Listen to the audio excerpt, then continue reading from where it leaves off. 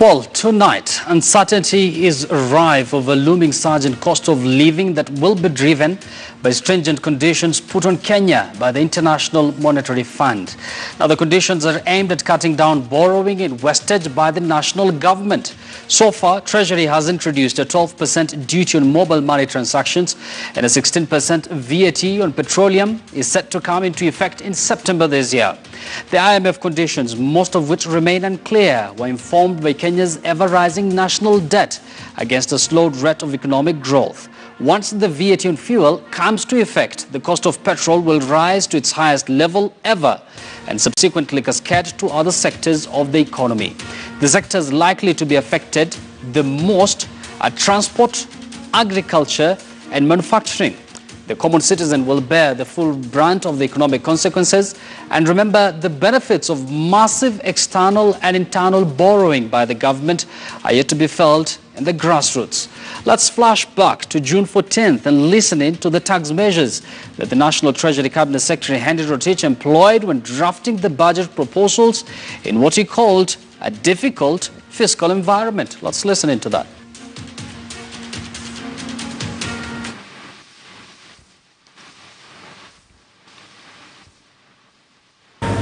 The budget was also very tough because we were doing this within the context of trying to reduce the budget deficit. As you all know, we had had to borrow over the last 5 years or so to build the infrastructure that we needed. The standard gauge rail, expansion in electricity, and the road network that we have built. Now it's time to begin to consolidate, reduce the deficit so that our debt remains sustainable going forward. So this budget is framed within that very tough context where we are reducing deficit and ensuring that debt comes down while providing for the big four priorities and also the proper programs that we need as a country so that we can reduce poverty and achieve equality. That is Treasury Cabinet Secretary Henry Rotich there speaking. So the big question is, are we staring at a looming economic crisis, or are we staring at a looming high cost of living? Of course, it is Monday, the 20th day of August 2018. A very good evening. My name is Yusuf Ibrahim. On the show tonight, Kiambu Town Member of Parliament Jude Njomo, the Deputy Executive Director for Tax Justice Network Africa, Jason Braganza, and Dr. Kenneth Kambona, who is an international development consultant. Before we hear from them, let me give you a breakdown of a statement by KEPSA, who have vehemently opposed the proposed levy on petroleum. We're going to get those infographics shortly for you there on your screen. And part of the statement by KEPSA says that the alliance are concerned by the recent plans to impose a 16% VAT on price of fuel, a move that will result in an increase in inflation rate by over 4%. They also continue saying that this will also have a great impact on production and service sectors of the government's Big Four agenda. And they've also added that the country will not be in a position to attain the anticipated two-digit GDP growth, generate jobs and create wealth as envisioned in the development blueprint. They added that the trend of increasing taxes is likely to affect the gains made in the ease of doing business as a country and competitiveness of made in Kenya products, both locally and in overseas markets. And they quoted something here from the World Bank saying that according to the World Bank's Ease of Doing Business 2018 report, it is estimated that Kenyans pay an average of 37.4% in taxes as a percentage of profit. As a country, they added that we must strive to remain competitive in order to remain an investor's destination of choice, a position that they say the country has really worked hard to attain. Part of their proposals, this is what they said. It is in this regard that they propose that the government reconsiders their proposal to charge VAT on fuel, consider pro-business strategies, address inefficiencies in tax collection, and increase tax bracket to avoid what they've referred to as tax fatigue. In studio, once again, I have my guests ready with me. I have Kiambu Member of Parliament, then Deputy Executive Director for Tax Justice, as well as Dr. Kenneth Kambono, is an international development consultant. Good evening, gentlemen, and welcome to the program. Good evening. Good evening. Dr. Kambona, let me begin with you. 12% duty, we've seen that have been put on mobile money transaction. Yeah. And then we're seeing new plans here by the government that they're going to put some sort of 16% VAT on fuel. I mean, we've not seen the report by IMF. It has not been made public. I'm sure no government will want to make such a report public. But are you seeing the hands of IMF in all these developments?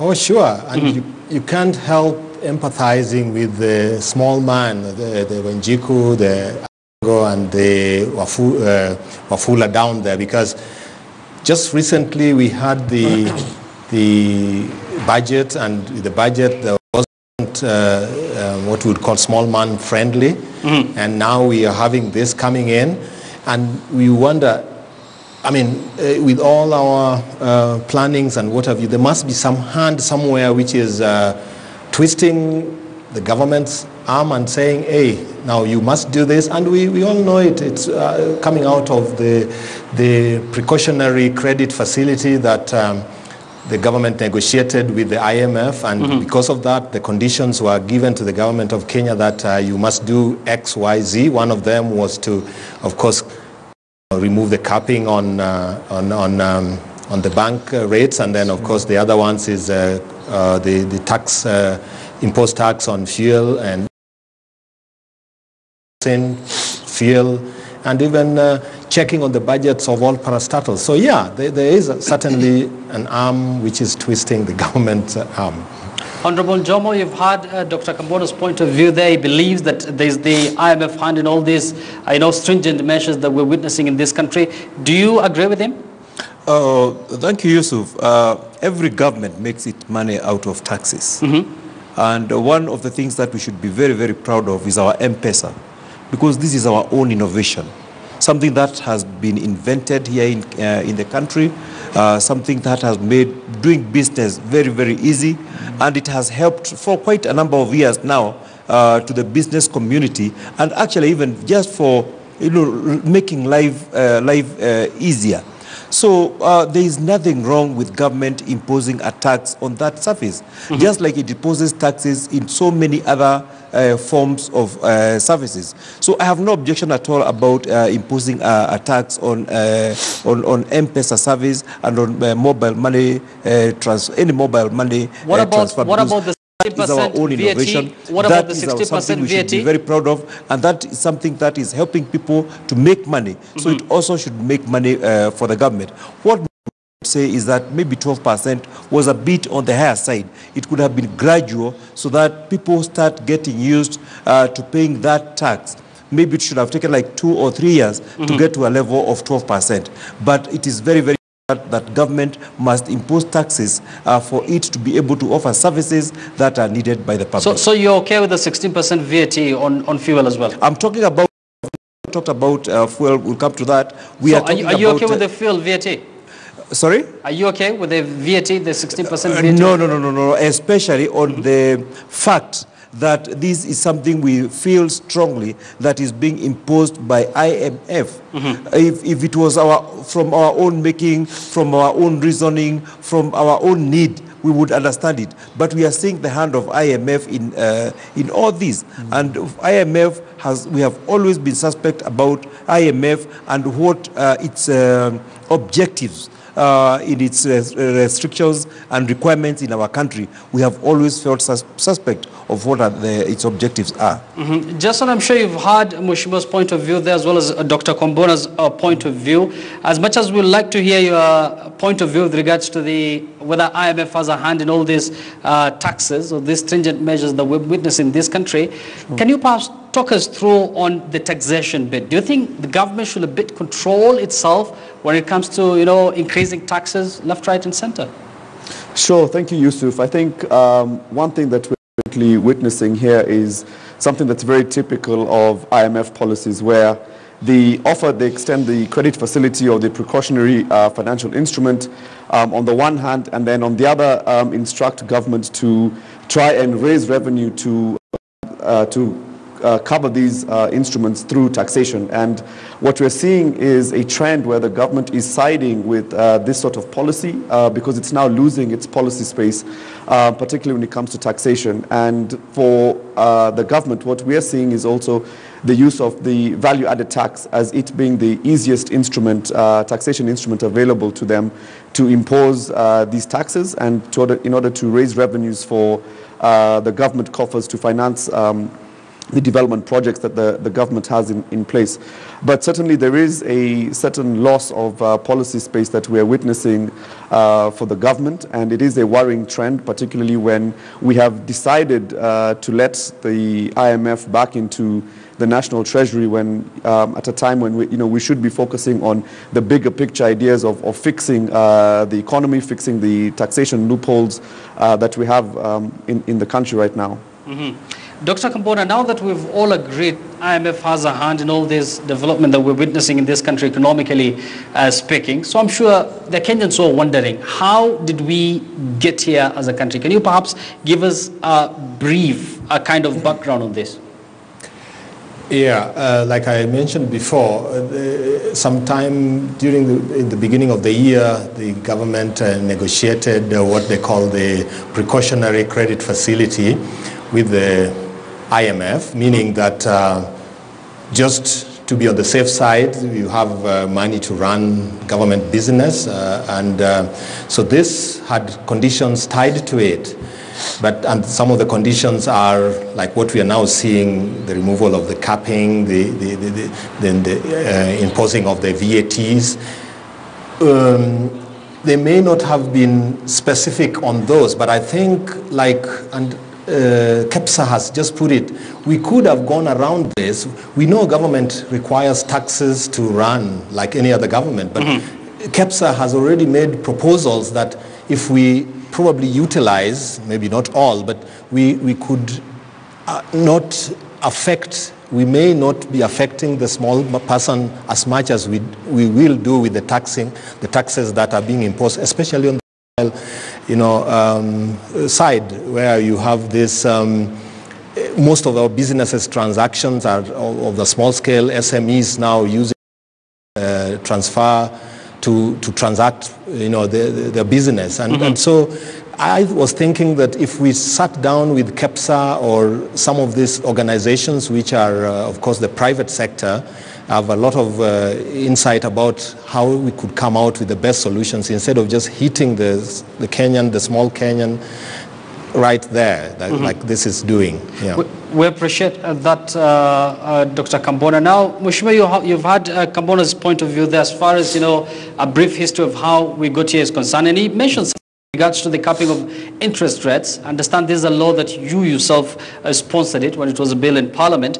And the Central Bank of Kenya, they did some research a while back saying that the cap on interest rate has done more harm than good to Kenya's economy. What will you have to say about that? Are they perhaps looking for a scapegoat on this? To me, that was a research that was done with a conclusion in mind. So the data was just to fill in the gap and to prove a point. Because we know very well that the banks come together, they have formed a cartel, and it is the cartel that have decided, they have made a boardroom decision that they are not going to lend to the SMEs and to the small mwananchi. So it is not a question of that the loans are not available. It is the banks that have refused to give out loans. And the purpose of not giving loans is to twist the government into pushing Parliament to remove the caps. And they seem to be succeeding in this because this week the finance bill is coming to Parliament, and one of the things that the Treasury has proposed in that finance bill is to remove the interest rate caps. And the argument is that it's working against the economy. But it is the banks that are sabotaging our economy. And if we let them go free on this, they will do it again. They will do it again. So really, I don't think I believe in that research. I don't trust the work that has been done. And I also believe that that research has been guided by the Kenya Bankers Association, because they also claim to have done the same research. So we have come not to trust the banks at all. And to me, what they are doing is bordering economic sabotage, taken as such. Jason, do you think the banks are sabotaging Kenya's economy because at the moment they're not giving credit to the private sector? People from the private sector are really complaining, saying that they don't have enough capital, they don't have enough cash to run their businesses. Yeah, just to agree with Mheshimiwa, but on a light note to my colleague Kambwana, I think the civil society also have solutions, not just the private sector. So, but on a serious note, to answer your question, Yusuf, definitely it is very clear that there has to be some sort of angling that has come through from the banking sector to try and twist the government. And I can definitely appreciate the point Mheshimiwa is making in this regard, because when you have skewed data and skewed analysis, the result can only be towards one way. Dr. Kambona, I think we've talked about so many jargons economically speaking. Can you perhaps break it down for Kenyans out there? 12% due to mobile money transactions, 16% is being planned, VAT charge on fuel. What will this mean, for the common Kenyan out there, the common monarchy that we normally like talking about? What will this mean as far as, the cost of living in this country is concerned? Yeah, I think the first sector that will be grossly affected is the transport sector, and we know, that's what drives the economy. So if you're going to have the cost of transport go up, then of course all the mwananchi is going to feel it very much. But also the great big players in the economy, the ones who drive the big industries, and you've just said that earlier on that manufacturing could be one of those which is going to be very much affected. Already as we talk, the cost of energy in this country is already way beyond what other countries offer. And so the issue is that, one, the common man will be affected in its, when it comes to manufacturing. Processing of food will be now much costlier, and of course that will mean the price of food could go up on some commodities. And then just the transport, like I've said, but also it goes to the area of other sectors of the economy that rely on manufacturing to drive their processes. Right. Let me engage Mheshimiwa once again. And if you look at the KEPSA report, they're saying that